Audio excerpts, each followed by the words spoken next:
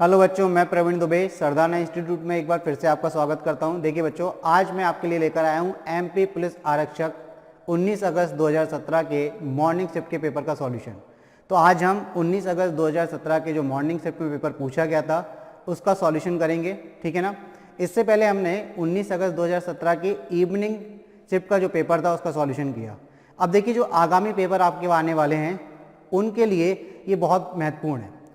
उनकी दृष्टि से अगर देखा जाए तो ये सॉल्यूशन बहुत महत्वपूर्ण है, क्योंकि ये सारे एग्जाम जितने भी अब आने वाले हैं एमपी स्टेट लेवल में, वो सारे के सारे क्या है, टीएबी कंडक्ट करवाता है, प्रोफेशनल एग्जामिनेशन बोर्ड, जिसको हम व्यापन के नाम से भी जानते हैं।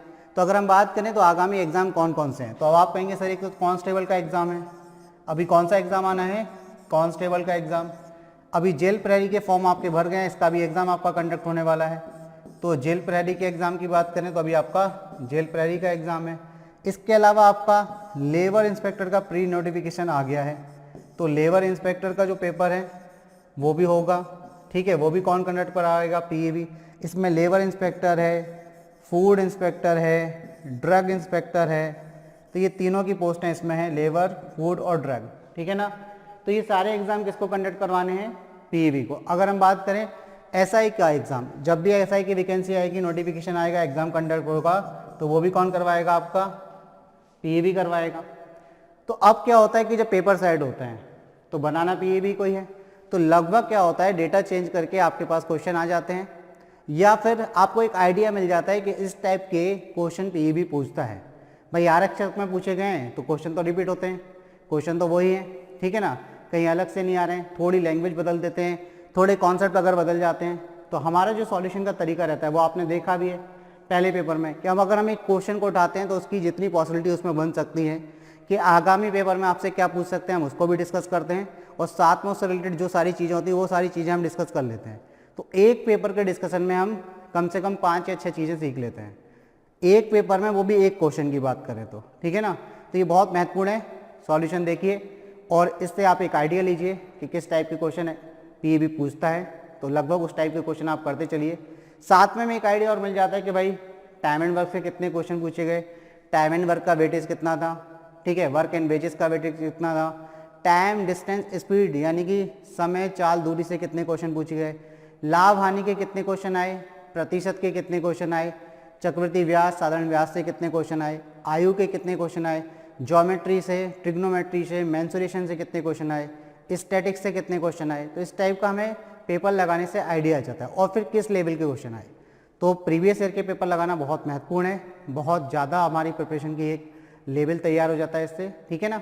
तो चलिए अब ज़्यादा आपका समय ना लेते हुए शुरुआत करते हैं, देखते हैं कि पहला क्वेश्चन क्या है।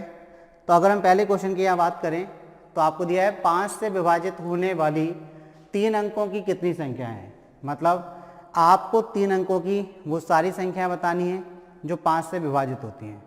तो अगर हम आपसे बात करें कि 3 अंकों की संख्या की शुरुआत कहाँ से होती है, तो आप कहेंगे सर 3 अंकों की जो संख्या है उसकी शुरुआत 100 से होती है। सबसे छोटी 3 अंकों की संख्या क्या होती है? 100। और 3 अंकों की सबसे बड़ी संख्या क्या होती है? तो आप कहेंगे सर 999। जैसे ही 1000 पे जाएंगे आप तो ये कितने अंकों में कन्वर्ट हो जाती है? 4 अंकों में, तो ये आपको नहीं लेना है। तो 3 अंकों की सबसे छोटी संख्या 100 होती है और 3 अंकों की सबसे बड़ी संख्या 999 होती है। लेकिन क्वेश्चन में बात कर रहे हैं कि 5 से विभाजित होने वाली 3 अंकों की कितनी संख्याएं हैं। मतलब आपको उन संख्याओं की संख्या बतानी है जो 3 अंकों की भी हो, साथ में वो 5 से विभाजित हो। तो अगर हम बात करें यहाँ से कि 100 जो है 5 से विभाजित होती है क्या, तो आप कहेंगे बिल्कुल। यदि किसी संख्या का इकाई अंक, यदि किसी संख्या का इकाई अंक अगर हम बोलें 0 या 5 हो, 0 या 5 हो, तो आपको पता है वो संख्या 5 से विभाजित होती है। भाग का साइन लगा दिया, 5 लिख दिया, मतलब इसका मतलब कि वो संख्या 5 से विभाजित होती है, पूरी डिवाइड हो जाती है। यदि किसी संख्या के इकाई का अंक क्या हो? 0 और 5 हो। इतनी बात क्लियर हो गई, ठीक। अब देखिए यहाँ से हमने एक चीज़ सीखी कि नहीं, कि 5 की विभाज्यता का नियम क्या होता है। तो हमने यहाँ 5 की विभाज्यता का नियम सीख लिया। साथ में हमने ये भी जाना कि 3 अंकों की सबसे छोटी संख्या और सबसे बड़ी संख्या क्या होती है, तो हमने वो भी जान लिया भाई। अब हमें देखना क्या है इस क्वेश्चन में कि 5 से विभाजित होने वाली 3 अंकों की कितनी संख्या है। तो आपको पता है 100 में इकाई का अंक 0 है, तो पहली संख्या तो 100 हो गई। दूसरी संख्या की बात करें तो आप कहेंगे सर 105। हर बार 5-5 के अंतर पर आएगी, क्योंकि आपको पता है 0 और 5 इकाई का अंक अगर हो तो वो संख्या 5 से विभाजित होगी। तो आप क्या कर देंगे फिर 110, 110। अब क्या अगर आप ऐसे लिखते जाएं और कहाँ तक लिखें 999 तक, उस तक आपको अगर क्या संख्या मिल जाती है 5 से विभाजित होने वाली। एक तो तरीका ये आप गिन लीजिए, लेकिन क्या पेपर में आप ऐसे करेंगे कि भाई गिनने बैठेंगे तो आप कहेंगे सर बिल्कुल नहीं करेंगे। तो क्या तरीका होना चाहिए, तो हमने 3 लिख ली, उसके बाद आप समझ गए कि 999 नहीं होगी, उससे पहले 998 भी नहीं होगी, तो उससे पहले कौन सी संख्या 5 से विभाजित होगी, तो आप कहेंगे 995। तो ये एक सीरीज बन गई, ये क्या बन गई, श्रेणी बन गई। इसको हम क्या बोलते हैं, श्रेणी। अब ये कौन सी श्रेणी है, श्रेणी को आपको पहचानना है, ठीक है। श्रेणी होती है 3 प्रकार की। श्रेणी कौन कौन सी होती है, 3 प्रकार की। हम केवल अभी आपको 2 की बताएंगे और उसमें भी हम आपको 1 की जानकारी देंगे, क्योंकि अगर हमारे पास एग्जाम्पल होंगे तो हम दूसरी और तीसरी भी समझ सकते हैं। तो हमारे पास यहाँ भी क्वेश्चन नहीं है उससे रिलेटेड, है ना। तो अपन नाम जान लेते हैं कि श्रेणी कौन कौन सी होती है। तो आप कहेंगे एक समांतर श्रेणी होती है, एक होती है समांतर श्रेणी, ठीक। दूसरी कौन सी होती है, तो आप कहेंगे चलो तीनों के नाम लिखे देते। दूसरी कौन सी होती है, तो आप कहेंगे सर गुणोत्तर श्रेणी, गुणोत्तर श्रेणी। और तीसरी कौन सी होती है, तो आप कहेंगे सर हरात्मक श्रेणी। तीसरी कौन सी होती है, तो 3 श्रेणियां होती हैं, तीसरी आपकी है हरात्मक, हरात्मक श्रेणी। तो देखिए यहाँ पर ये श्रेणी बनी थी, ठीक है। इस श्रेणी के हमने तीनों प्रकार जान लिए कि कौन कौन सी श्रेणी होती हैं। इस श्रेणी के नहीं, मतलब हमने श्रेणी के प्रकार जान लिए। ये केवल श्रेणी है जिसको हम इंग्लिश में क्या बोलते हैं, सीरीज। इंग्लिश में क्या कहलाती है, ये सीरीज। ये सीरीज है, तो हमने 3 सीरीज के बारे में जाना। समांतर श्रेणी, ठीक है, इसको एपी बोलते हैं, अर्थमेटिक प्रोग्रेशन। गुणोत्तर श्रेणी यानी कि जीपी, ज्योमेट्रिक प्रोग्रेशन। और तीसरी आपकी है हरात्मक श्रेणी यानी कि हार्मोनिक प्रोग्रेशन। ये 3 श्रेणियां होती हैं। इन 3 श्रेणियों के बारे में हमने जाना। अब हमारे क्वेश्चन में जो इस्तेमाल हो रही है हम उस पर बात कर लेते हैं। तो देखिए क्वेश्चन में अगर बात करें तो यहाँ पर की जो सीरीज बन रही है वो आपकी बन रही है, आप कहेंगे 100 पहली संख्या, दूसरी संख्या 105, तीसरी संख्या 110 और लास्ट में आपको कितनी मिल रही है जो 5 से विभाजित है, तो आप कहेंगे सर 995, ठीक है। ये श्रेणी बन गई। अब ये कौन सी श्रेणी है, तो देखिए क्या अंतर होता है तीनों श्रेणियों में, अब वो ही समझ लेते हैं। समांतर श्रेणी क्या होता है, इसके प्रत्येक पदों में अंतर समान होता है, अंतर समान होता है। समांतर श्रेणी के प्रत्येक पद में अंतर कैसा होता है, समान होता है। गुणोत्तर श्रेणी में क्या होता है, पहले पद का दूसरे पद से अनुपात, या दूसरे पद में पहले पद से भाग दें, तीसरे पद में दूसरे पद से भाग दें, तो जिनका अनुपात आता है वो हर बार क्या आता है, समान आता है, ठीक है ना। तो ये समांतर और गुणोत्तर श्रेणी के बारे में जानकारी, हम केवल चर्चा करेंगे अभी समांतर श्रेणी के बारे में। ऐसा नहीं है कि आपको ये दोनों चीज़ें नहीं पढ़ाई जाएंगी, ये भी आपको बताएंगे, लेकिन अभी हम समांतर श्रेणी की बात कर रहे हैं, ठीक है। देखिए अब समांतर श्रेणी की अगर बात करें तो हमने आपको बताया समांतर श्रेणी क्या होती है, एक ऐसी श्रेणी, एक ऐसी सीरीज जिसके प्रत्येक पद में क्या हो, अंतर समान हो। तो अगर आप देखें कि 100 से 105 हो रही तो अंतर कितने का है, तो आप कहेंगे 5 का। 105 से 110 हो रही तो अंतर कितने का है, 5 का। इसके बाद 15 होगी तो अंतर कितने का होगा, 5 का। यानी कि प्रत्येक पद में इसके कैसा है, अंतर समान है। मतलब ये क्या है, तो आप कहेंगे सर ये एक समांतर श्रेणी है, ये एक समांतर श्रेणी है। अब आपको निकालना क्या है, आपको बताना है कि कितनी संख्याएं होंगी, तो यानी कि आपको पदों की संख्या बतानी है। अब इसमें पद क्या कहलाते हैं, टर्म क्या कहलाते हैं, जैसे 100 है, 100 एक पद है, 105 भी पद है, 110 भी पद है, 115 भी पद होगा, 120 भी पद होगा और 995 भी पद है। तो आपको पदों की संख्या बतानी है। मतलब पदों की संख्या अगर आपने बता दी तो आपके पास क्या आ जाएगा, 5 से विभाजित होने वाली 3 अंकों की संख्या आ जाएगी। तो कैसे निकालते हैं पदों की संख्या, चलिए तो बात करते हैं। सबसे पहले हम बात करें, एक फॉर्मूला इस्तेमाल करेंगे, Tn बराबर a plus n minus 1 into D, ठीक है। जहां n क्या है, पदों की संख्या है, मतलब आपको n का मान निकालना है। Tn क्या है, तो अंतिम पद है, a क्या है तो प्रथम पद है, d क्या है तो सर्वांतर है। चलिए एक एक करके हम सारी चीजें मेंशन कर लेते हैं। तो अगर हम बात करें कि Tn क्या है, तो आप कहेंगे सर अंतिम पद। Tm क्या है, तो आप कहेंगे सर अंतिम पद, ठीक है। अब अगर हम बात करें कि ए क्या है, तो आप कहेंगे प्रथम पद। ए क्या कहलाता है? प्रथम पद। अगर हम बात करें कि एन क्या है, तो आप कहेंगे पदों की संख्या, कि कितने पद हैं और यही हमें निकालना है। एक पद, दो पद, तीन पद, कितने? 95 तक, 995 तक कितनी संख्या होंगी वो हमें निकालना है। तो पदों की संख्या, ठीक है, ये होगी आपके पास पदों की संख्या। अब डी क्या है, तो आप कहेंगे सर सर्वांतर है। डी क्या है, तो आप कहेंगे सर सर्वांतर है। सर्वांतर मतलब क्या होता है? Common difference. इनमें अंतर कितने का आ रहा है? 5 5 का, यही डी है। ठीक, अब आप देखिए अगर इस फॉर्मूले में आप वैल्यू रख देंगे तो आपका आंसर आ जाएगा। तो अगर हम बात करें यहाँ पर टी एन, तो टी एन अंतिम पद कौन सा है? तो आप कहेंगे 995 के बराबर है। अब आपसे पूछा जाए कि ए कितना है प्रथम पद, तो आप कहेंगे प्रथम पद यहाँ पर क्या है? 100 है। अंतिम पद यानी कि टी एन कितना है, तो आप कहेंगे 995 है। ठीक है, तो प्रथम पद कितना है, तो आपने कहा सर 100 है। पदों की संख्या कितनी है, तो ये आपको ज्ञात करनी है। सर्वांतर कितना है, यानी कि दो पदों के बीच में अंतर कितना है? समान अंतर होता है। तो सर्वांतर मतलब सब जगह अंतर कैसा? समान। तो ये कितना है आपका? 5 है। अब अगर हम इस फॉर्मूले में वैल्यू रख देते हैं तो एन का मान आ जाएगा। तो चलिए देख लेते हैं। टी एन की जगह पे क्या रख दिया? 995। ठीक, अब आप क्या करेंगे? ए की वैल्यू कितनी, तो आप कहेंगे सर 100 प्लस एन की वैल्यू आपको निकालनी है और डी की वैल्यू कितनी, तो आप कहेंगे 5। अब देखिए यहाँ से अगर 5 कॉमन लेके आप इसको डिवाइड कर दें या पहले 100 माइनस कर दें, तो देखिए n माइनस 1 इंटू 5 कितना हो जाएगा? 100 इस तरफ जाएगा, माइनस हो जाएगा 995 में से, तो आप कहेंगे सर बच्चा 895। अब 5 से ये कटेगा, तो आप कहेंगे 5 एकम 5, 3 बचा 39, 5 7 35, 5 9 45। ठीक है, यानी कि 179 आ गया।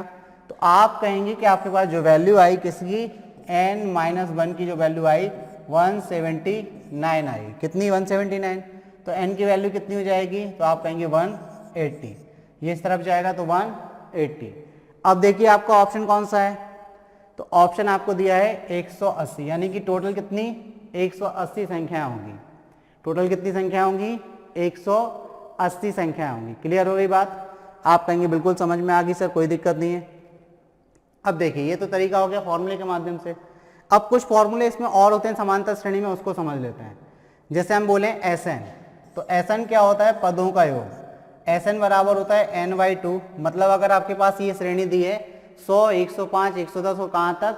995 तक, और आपसे बोल दें कि इनके पदों का योग ज्ञात करें, तो पद कितने हैं? पहला 100 है, दूसरा 105, तीसरा 110 और अंतिम क्या? 995। इनका योग करना है तो आप कहाँ तक जोड़ने बैठेंगे? तो फॉर्मूला होता है Sn बराबर n/2 2a plus n minus 1 into D. ठीक है, एक ये फॉर्मूला होता है। और दूसरा फॉर्मूला इसका है इसी में सेम, या आप इसको लिख सकते हैं ऐसे Sn बराबर n/2, फिर यहाँ होता है a plus l, n/2 a plus l।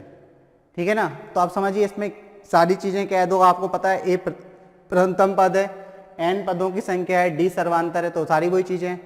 l बस क्या आ गया, तो आप देखिए l क्या आ गया, इस फॉर्मूले को अगर थोड़ा सा मॉडिफाई कर दिया जाए, जैसे ये ऊपर जो फॉर्मूला लिखा है उसको हमने क्या कर दिया n/2 और इसको लिख दिया a plus n minus 1 into D. और ये क्या होता है आपको पता है? अंतिम पद होता है, ये Tn होता है। तो Tn को हमने किससे रिप्रेजेंट कर दिया? L से। तो इस फॉर्मूले में जो L आया है वो L क्या है, तो आप कहेंगे ये L है अंतिम पद। L क्या है? अंतिम पद, या इसको आप कह सकते हैं इक्वल टू Tn। क्या कह सकते हैं? Tn या nवा पद। यहाँ Tn का मतलब nवा पद होता है, इसलिए हम इसको Tn नहीं बोलें तो ज़्यादा अच्छा रहेगा, क्योंकि हमारे पास nवा पद क्या था यहाँ पर? 995, मतलब अंतिम पद की तरह हमने उसको इस्तेमाल कर लिया। वैसे Tn क्या होता है? nवा पद होता है, और जबकि L क्या है? अंतिम पद, तो इसको Tn ना लिखें तो ज़्यादा अच्छा रहेगा। ठीक है, nवा पद होता है। Tn क्या होता है? nवा पद। क्योंकि हमारे क्वेश्चन में क्या था, वो Tn आपका अंतिम पद था, तो इसलिए हमने उसको अंतिम पद की तरह इस्तेमाल कर लिया। इतनी बात समझ में आ गई? तो देखिए एक फॉर्मूला और सीख लिया हमने साथ में। क्या देख लिया कि भाई समांतर श्रेणी के पदों का योग कैसे निकालते हैं, तो ये फॉर्मूला भी हो गया। अब जो आपका आंसर 180 आया है उसको आप किसी और तरीके से ला सकते हैं क्या, तो आप देख लीजिए कैसे ला सकते हैं। भाई आपको पता है कि अगर 195 में आप 5 से भाग दें, हर बार कितने का अंतर है? हर संख्या में 5 का अंतर है।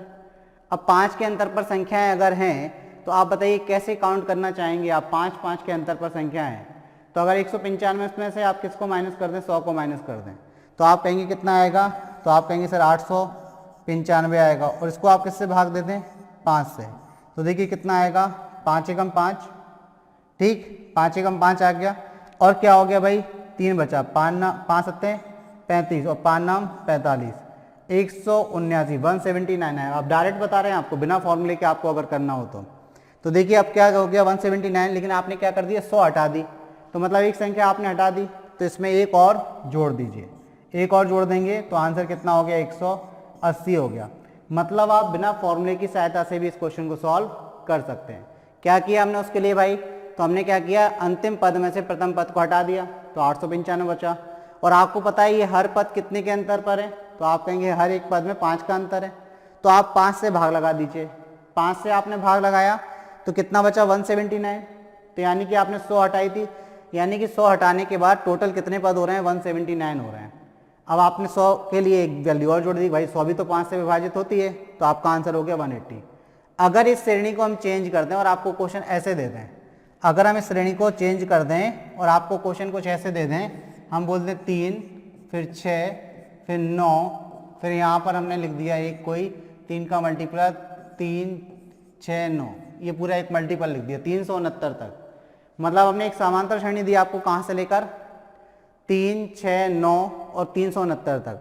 अब आपसे पूछा जाए कि बताइए यहाँ कितनी संख्या होंगी जो 3 से विभाजित हैं, तो ये सभी की सभी 3 से विभाजित होने वाली संख्या है, ठीक है ना।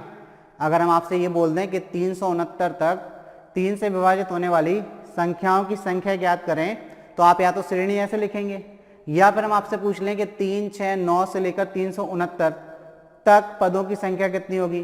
तो अब आपको देखिए क्या करना है, आपको पता है 369 में से आप क्या माइनस करिए, 3, तो आप 369 में से जब 3 माइनस करेंगे तो आप कहेंगे बचा सर 366। हर पद में कितने का अंतर है, तो आप कहेंगे सर 3 का अंतर है, तो 3 से क्या लगा दीजिए, इसमें भाग लगा दीजिए, 3 एकम 3, 3 दूनी 6, 3 दूनी 6। और आपने क्या किया, इसमें से एक पद हटा दिया था, तो एक पद इसमें जोड़ दीजिए, तो आंसर कितना आ जाएगा, 123।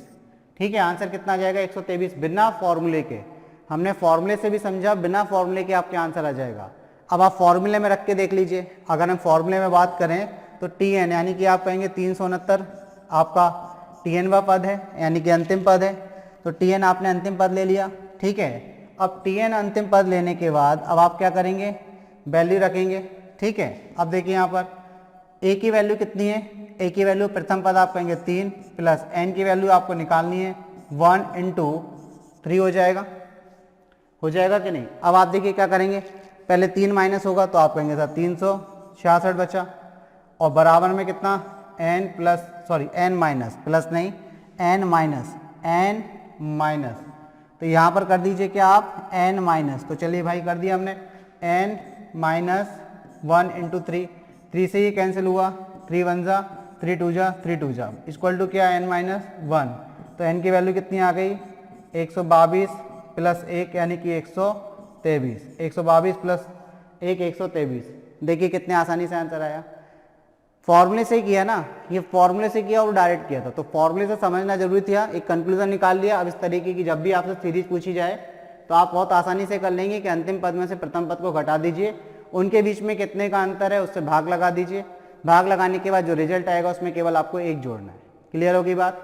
तो चलिए देखिए आपने कितना कुछ सीख लिया एक क्वेश्चन में, अब आपको मजा आ रहा होगा पढ़ने में। अब बाकी दो जो चीज़ें रह गई हैं हम आपको बिल्कुल बताएंगे, बस सब्र रखिएगा, कोई भी चीज़ आपकी नहीं छूटेगी, ठीक है। चलिए आगे चलते हैं, आगे समझते हैं, अगले क्वेश्चन को पढ़ते हैं। देखिए एक क्वेश्चन और है आपके पास, अब जो सेकंड क्वेश्चन आया है आप कहेंगे सर ये तो ईजी है, इसमें आप क्या बताएंगे, है ना। तो आपको देखो इसको करने के जो तरीके हैं वो बहुत से तरीके हैं, सब अपने अपने तरीके से करते हैं। आप कहेंगे सर कुछ समझ में नहीं आया पेपर में, तो आप सीधा गुणा करना शुरू कर देंगे 9 से एक बार गुणा, फिर 9 से दूसरी बार, तो आप कहेंगे दूसरी बार भी क्या करना, तो आप यही तरीका लगाएंगे 743 × 999। समझते जाना, ये तो पहला तरीका है, ये क्या है, पहला तरीका है जो शायद आप इस्तेमाल करेंगे, ठीक है। तो आप क्या करेंगे, 9 का गुणा जब इसमें करेंगे तो 9 3 27 की 7 हासिल में 2, 9 4 36 2 38 की 8 हासिल में 3, 9 7 63 और 3 कितना हो जाएगा, तो आप कहेंगे 66। अब आपको पता है कि हर बार 9 से गुणा करना है, तो अब आप बार बार लिखने की जरूरत थोड़ी ना है, तो यही उतार दीजिए नीचे 7 8 6 6, फिर एक क्रॉस बना दीजिए। तो आप कहेंगे सर 7 8 6 और 6। अब आप क्या करेंगे, सबको जोड़ दीजिए। तो ये हो गया 7 8 7 15 की 5 हासिल में 1, तो ये कितना हो गया 7 7 7 14 और 8 कितना हो गया 22 22 की 2 हासिल में कितनी 2। तो देखिए ये 8 और 8 16 6 कितना हो गया 22, फिर से 22 हो गया, 22 की 2 हो गई, 6 6 12 8 20 2 22 की 2 हासिल में 2। ये कितना हो गया 8 6 14 की 4 हासिल में 1। तो आपका आंसर आया 742257। ये सबसे पहला सबसे सिंपल तरीका, ठीक है, आप कर भी सकते हैं, कोई दिक्कत नहीं है इस तरीके से। दूसरा तरीका हमारे दिमाग में ये जाता है कि सर इस क्वेश्चन को हम कैसे करें। तो आपके पास लिखा है 743 और मल्टीप्लाई किससे करना है आपको 999 से। तो आप कहेंगे सर ऐसा कुछ कर लीजिए कि 743 जो है उसको आप ऐसे लिख लीजिए 999 को 1000 माइनस 1। भाई अगर 1000 यानी कि 1000 में से आप 1 घटाएंगे तो 999 बचेगा। अब आप कहेंगे सर आप ये करिए कि 743 का गुणा अंदर कर दीजिए। तो 743 का गुणा एक बार 1000 से होगा और एक बार 1 से होगा, और 1 से होगा तो वो माइनस में हो जाएगा।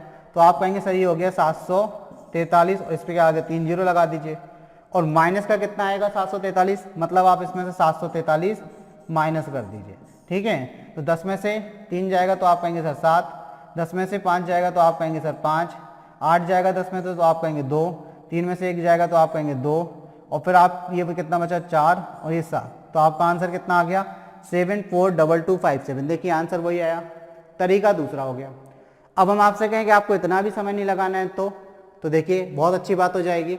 अब आपके पास क्वेश्चन लिखा है 743 इंटू 999, ठीक है, ये आपके पास क्वेश्चन लिखा है। अब आपसे कह रहे हैं कि अब आपको समय इसमें बिल्कुल नहीं लगाना है, तो अब आप क्या करिए, जब आपको 999 का मल्टीप्लाई किसी दूसरे नंबर से करना है और यहाँ पर जो अंकों की संख्या है वो समान है, देखिए ये भी 3 अंकीय संख्या और ये भी 3 अंकीय संख्या है, तो ये समझ लीजिए कि आपके लिए बहुत अच्छी अपॉर्चुनिटी आ गई समय बचाने की। कैसे, तो आप इतना कर लीजिए, केवल इसमें से 1 माइनस कर दीजिए, तो ये हो जाएगा 742, और क्या करिए 9 में से 2 माइनस करिए, 9 में से 4 माइनस करिए, 9 में से 7 माइनस कर दीजिए। 9 में से 2 माइनस करेंगे, इसके जस्ट नीचे लिख दीजिए कितना हो जाएगा, तो आप कहेंगे 7। 9 में से 4 माइनस करेंगे तो कितना आएगा 5, 9 में से 7 माइनस करेंगे तो कितना आ गया 2। ये आपका आंसर हो गया, यानी कि 742257 आंसर आ गया। क्लियर होगी बात। तो आप इस क्वेश्चन में 3 तरीके लगा सकते हैं, डिपेंड करता है कि आप किस तरीके पे जाना चाहते हैं, ठीक है, किस तरीके से आपको करना है। क्लियर होगी बात। तो चलिए अगले क्वेश्चन की तरफ बढ़ते हैं, देखते हैं अगला क्वेश्चन क्या है। तो अगला क्वेश्चन है दी गई श्रृंखला का योग ज्ञात करें। भाई ये तो योग ज्ञात करने वाली बात आ गई, मतलब जोड़ घटाना है और कुछ नहीं है। तो जोड़ घटाना भी नहीं है, केवल योग ही करना है।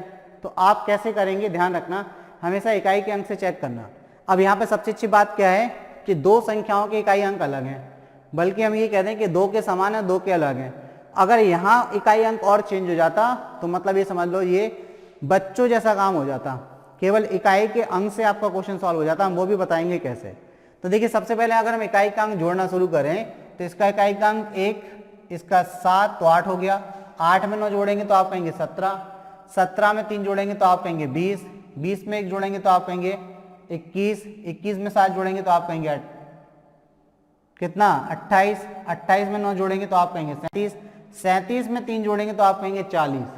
तो 40 का इकाई का अंक कितना 0। अब हमने आपसे क्या बोला कि अगर एक ऑप्शन में आपके और क्या हो जाता, अंक इकाई का अंक चेंज हो जाता, तो आपको आंसर लगाना बहुत आसान हो जाता। मान के चलिए कि जो तीसरा ऑप्शन आपको दिया है इसकी जगह पे 7961 लिखा होता, ठीक है। तो आप देखिए इसका इकाई का अंक 1, इसका 2, इसका 5, इसका 0, तो आप पहले ऑप्शन पे टिक कर देते, आपको इसके बाद कुछ नहीं करना था। इसके बाद आपको कुछ नहीं करना था, क्या करना था, नेक्स्ट क्वेश्चन पे मूव करना था और दूसरा क्वेश्चन आपको यानी कि अगला क्वेश्चन करना शुरू कर देना था, ठीक है। लेकिन अब हमारे पास बात क्या आ गई कि 2 अंक ऐसे आ गए, 2 संख्याएं, 2 ऑप्शन ऐसे आ गए जिनमें इकाई का अंक क्या है 0 है। अब इन 2 संख्याओं में यानी कि इन 2 ऑप्शन में आपके पास इकाई का अंक क्या है 0 है। तो अब आपके 2 ऑप्शन तो हट गए, यानी कि बी आपका आंसर नहीं होगा, डी आपका आंसर नहीं होगा। तो अब हम क्या करते हैं, दहाई का अंक चेक कर लें। अब दहाई का अंक चेक कैसे करेंगे, तो देखिए यहाँ 4 है, यहाँ 6 है, तो अब भाई आपने कितना किया 40, 40 की 0 हासिल में कितना गया 4। तो अब दहाई के अंक को आप जोड़ना करें तो दहाई के अंक में ये तो हट ही जाएंगे क्योंकि इसमें दहाई है ही नहीं, जोड़ चुके हो आप। तो दहाई का अंक यहाँ से शुरू कर दो, 2 और 8 10, 10 और 4 14, 14 और 2 16, 16 और 8 तो आप कहेंगे सर 24, 24 और 6 कितना, तो आप कहेंगे 30, और हासिल में 4 था तो 34, 34 का कितना 4 आएगा। तो बताइए 4 किस में, दहाई के स्थान पर, इस पहले ऑप्शन में। तो आपका आंसर क्या हो गया, ए हो गया। अब इसके बाद आपको कुछ नहीं करना, ठीक है, समझ में आ गई बात, क्योंकि आपने इकाई अंक चेक किया तो 2 ऑप्शन में 0 था, तो दहाई अंक चेक किया तो आपको पहले ऑप्शन में मिला, तो आपका आंसर हो गया। बढ़ जाइए अगले क्वेश्चन की तरफ। तो अगला क्वेश्चन देख लीजिए बच्चों। अगला क्वेश्चन है, वह छोटी से छोटी संख्या है जिससे 1100 को गुणा किया जाना चाहिए ताकि एक गुणनफल पूर्ण वर्ग हो जाए। मतलब ये कह रहे हैं कि आपके पास क्या है, 1100 एक संख्या है और इसमें किस छोटी से छोटी संख्या से गुणा करें कि जो गुणनफल मिले हमें वो क्या मिले, पूर्ण वर्ग के रूप में प्राप्त हो। कैसा प्राप्त हो, पूर्ण वर्ग के रूप में प्राप्त हो। तो आपको क्या करना है, जब भी केस आए आपका गुणा का, यानी कि जब भी आपसे पूछें कि किस छोटी से छोटी संख्या से गुणा करें या भाग दें, गुणा करें या भाग दें, इन दोनों केस के लिए ध्यान रखना। पहला केस बनता है इसमें गुणा का और भाग का।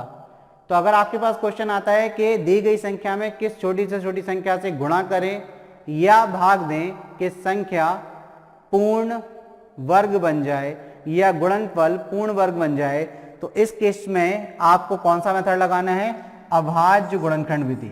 तो ये क्वेश्चन किससे सॉल्व होते हैं, अभाज्य गुणनखंड विधि से। ये क्वेश्चन इस टाइप के किससे सॉल्व होते हैं, तो आप कहेंगे सर ये अभाज्य गुणनखंड विधि से सॉल्व होते हैं।